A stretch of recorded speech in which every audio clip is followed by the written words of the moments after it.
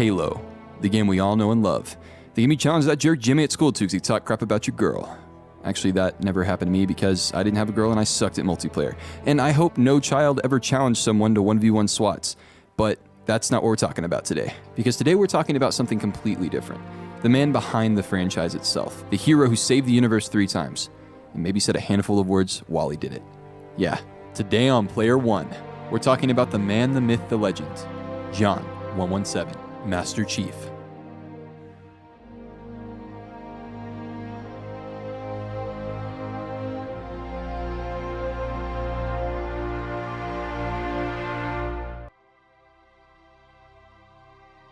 Something that always seems to kind of resonate with me now as a 20-year-old in college is the way that the Chief made me feel whenever I was 13 years old in my parents' house. This towering 8-foot giant of a man saved the universe in 3 games and said maybe a handful of words throughout those 3 games. And then at the end of the 3rd game, whenever you're blasting away from the Ark on the Fort Unto Dawn, keep in mind Cortana is freaking out. All the Chief has to say is, "We'll make it." Now, I don't know about you, but if I was Cortana, I would think that my human was going rampant. Because humans can go insane, and Chief might be a little insane after the stuff that he saw. But he wasn't. What's crazy to me is the fact that this AI was freaking out, but somehow the flesh and blood was calmer than some guy who just smoked a bowl. And that's really cool to think about Chief being high, but I don't want to go into that now. We're in a different video. Anyways, as I said before, the calmness and quiet is what set me off as a kid. Because I felt like this 10-year-old who would stay up from 5 p.m. to 5 a.m. eating nothing but Funyuns and Mountain Dew, playing Halo all night, was the Master Chief. It's insane for me to look back on, because even outside the cutscenes, when I was exploring the depths of the Halo ring, all the way up to the massive structures of the Ark, I was as quiet as the Chief was during the gameplay. There's no need for dialogue. Cortana filled that void. You, the Master Chief, was given the job of decoding what different things meant. And I know it sounds confusing to put it this way, but the best way to state it is you made Halo what Halo was to you. You made the experience yourself. Because you could explore those things, and you did it just because you could. There was no reason to explore half of the things that were on the map. Because your imagination and need for knowledge and exploration is what kept you playing Halo.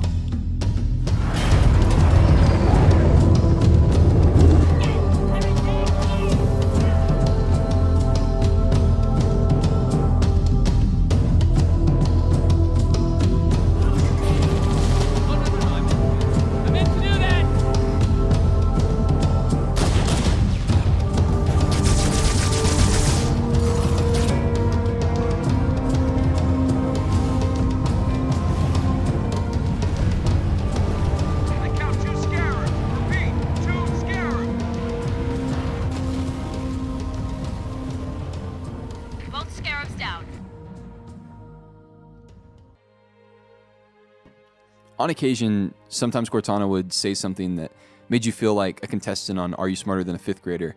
And let me tell you, I was not, because half the stuff that she told me I barely understood as a kid. Now it makes perfect sense. The thing is, all those things that were said were story points. They were something for down the road so that you wouldn't be lost in the plot of Halo and you would know what certain things were. Simple, right? But compare this to some other games with a bunch of random dialogue that makes no sense except for soldiers just being badasses.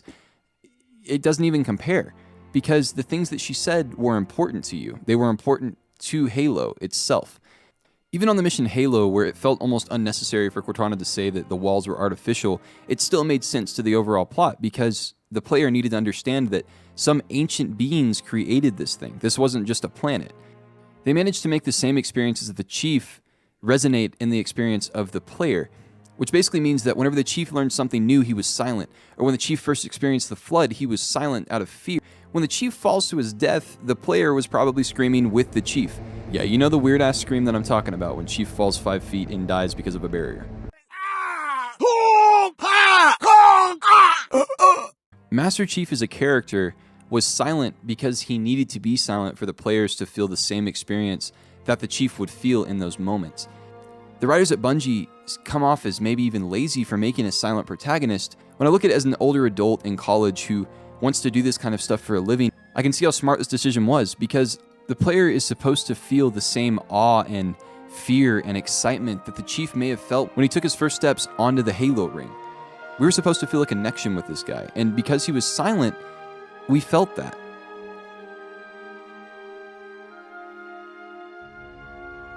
Anyways, as kind of a closing statement, I want to say this.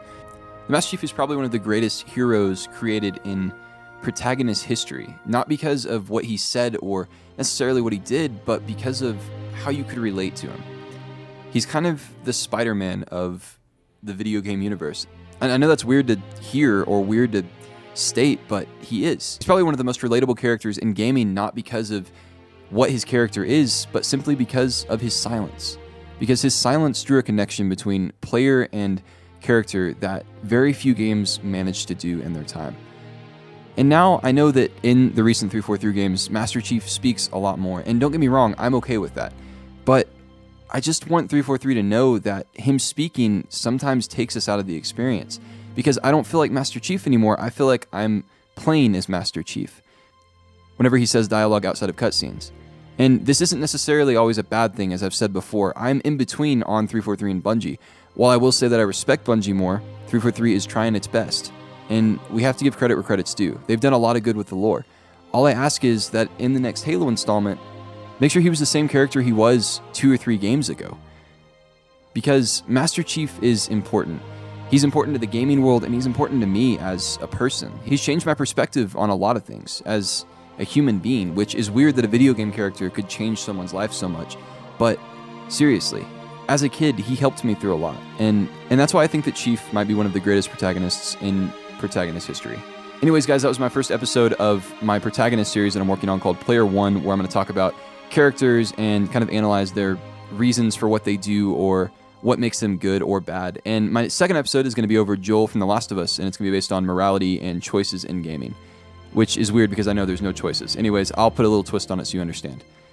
And once again, thanks for watching, and go ahead and leave a comment of your favorite Chief moment, or maybe a character that you'd like me to analyze next or give opinions on. And go ahead and like and subscribe too, as I am a new channel, and I am in need of that right now. So anyways, thanks for watching, guys.